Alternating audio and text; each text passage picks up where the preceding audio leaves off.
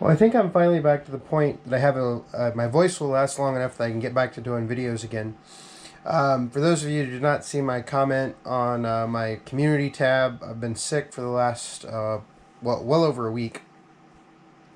And basically, I couldn't talk without coughing, um, which I'm still having trouble with. But I figured what I would do to get me started on doing a video, a really cool book that I recently picked up.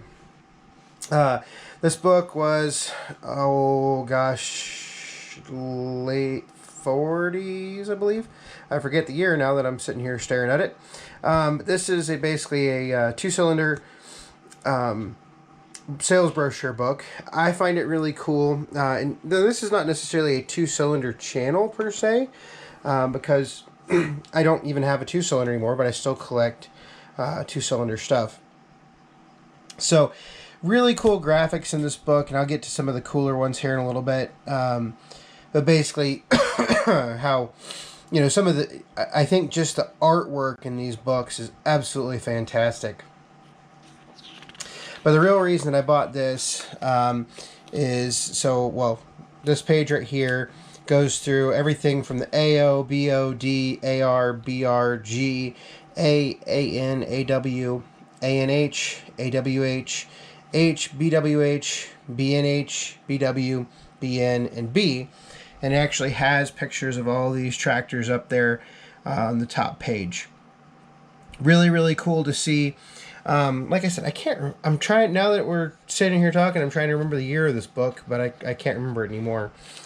But four essentials in measuring tractor value: economy of operation. You want dependability, adaptability for your needs, and ease of operation. Undoubtedly, this is why Deere was still, even though many other manufacturers had gone to multiple cylinders or more than two cylinders, Deere was still using the two-cylinder, and they continued to do so up through early 1960 until the release of the new generation. In fact, they a lot of times make up when they talk about it, they talk about general purpose tractors, two-cylinder design, more dependable, two-cylinder engine design, positive force feed, engine lubrication, crankcase ventilation, automatic oiling, so on and so forth. Really cool part about this book, though, is the transparencies that you see here. And basically what it does is it builds on the engine design. It builds all the way up through the whole machine, really. So two-cylinder engine design, greater simplicity, greater sturdiness, greater economy. Goes basically shows the moving parts. If I zoom in right there, sorry for the shadows. Basically shows how many parts are in each one of those, either a four-cylinder, six-cylinder engine. Really cool. But then let's say, okay, we're going to straight line transmission drive. So now we've added the transmission to the cylinders. So there's the cylinders, there's the straight line drive. So you have the drive coming off of, you get your crankshaft. This is your first reduction gear, and then you have the gears in here for the transmission. And then from the transmission, you have your two bull gears that go out on your axles. And so they even give you a power design over here on this side, no bevel gears to consume power, so on and so forth. Now this obviously flies in the face of what we use now in terms of differentials, things like that, because straight cut gears are insanely noisy, which if you drive one of the old two cylinders, they are extremely noisy. Next group back is when they start talking about lubrication, and so basically they say how everything has oil in it, which is outlined by the red there. And the oil space, they get into automatic oiling of the transmission, things like that in this page. And then one-piece crank and transmission case. So in this particular case, we've now added the transmission and crankcase over the rest of the tractor.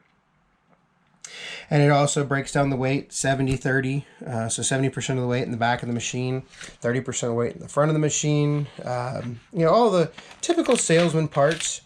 Automatically maintained operating temperature with simple, efficient thermosiphon cooling system. So this was before water pumps and thermostats.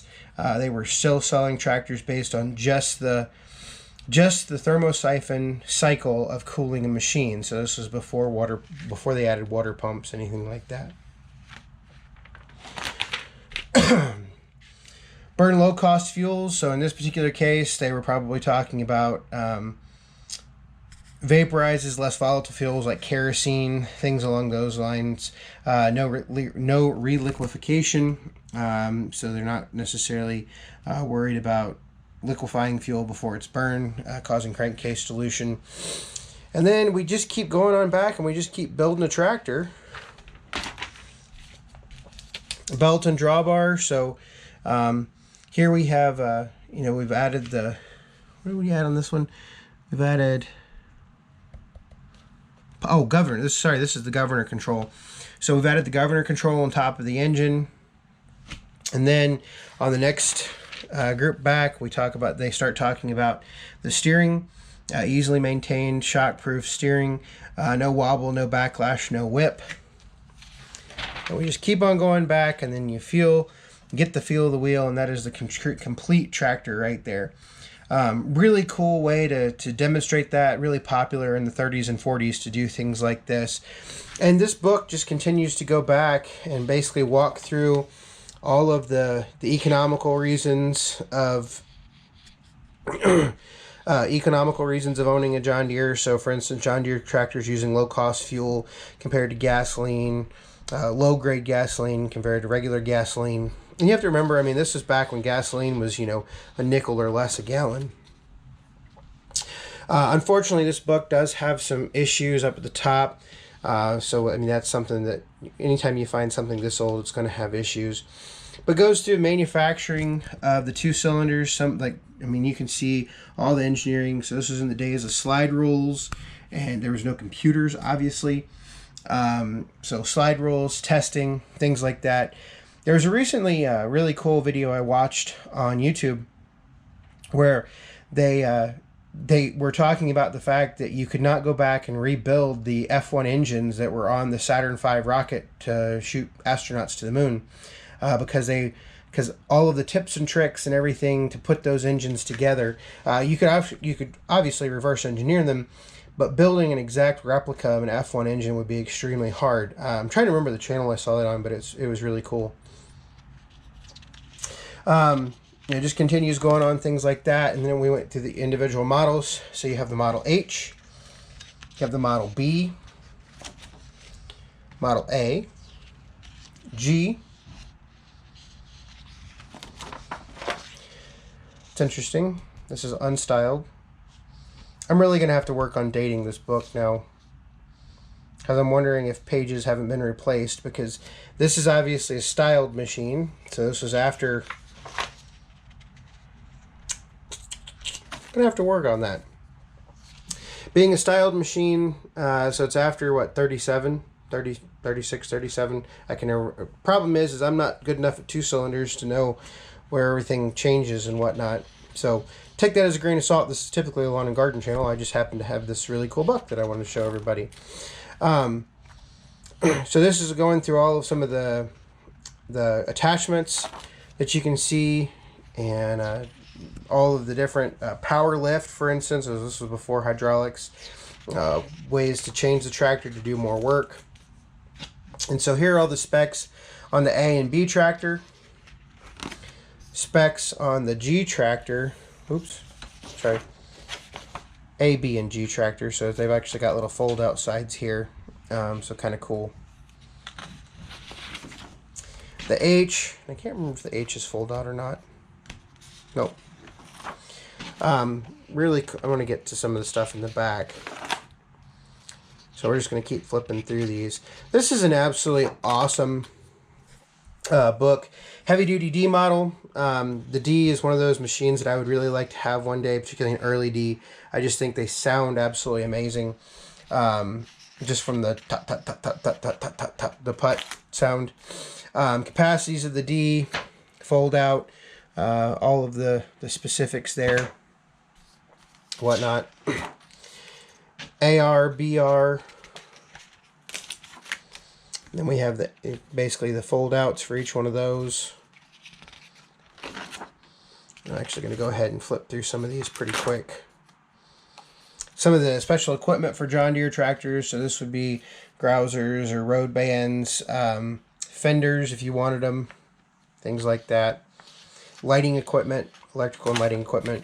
And then probably one of my favorite part of this book is the fact that it has a whole section on the Model L tractor. So that's kind of cool to see, basically all of the stuff that you get with the Model L. Now, I've never really been intrigued much by Model L. I don't know why. I think they're awesome little machines, but they're not something that I've ever been too intrigued with to own. I would much rather own a D or an R, things like that. But I do think that they're really, really cool, particularly all the attachments that they had for these machines for small acreages. And yeah, then we have economy. Model L burns about half a gallon per hour on most jobs. That's in gasoline, so really cool economic machine back in the 30s and 40s, and I guess the 40s. Getting my book all caught up here, so I'm going to stop here in just a minute. But yeah, so this is that book. Really cool. Always love to find things like this. I've had this now for a month or so. Found it online. But yeah, if you got questions, comments, leave them below. The reason I'm going over stuff like this, and you're going to see quite a number of paper videos this winter, mostly because I have a large paper collection that I would like to share with others. If you have not checked it out yet, I made an announcement a couple weeks ago in the community tab. I do now have a website, www.mmrbeef.com. Mr. Beef. I just got that extra M in there. For those of you that have wondered where my screen name came from, it was something back from AOL Instant Messenger back in the early 2000s. Somebody had already taken the actual Mr. Beef. So, guess what? That's what it's been for almost 20 years now. That's where that username came from. No real meaning other than it was funny at the time. So, that website is up and running. I've got some stuff on there. I'll try to do a detailed video on that.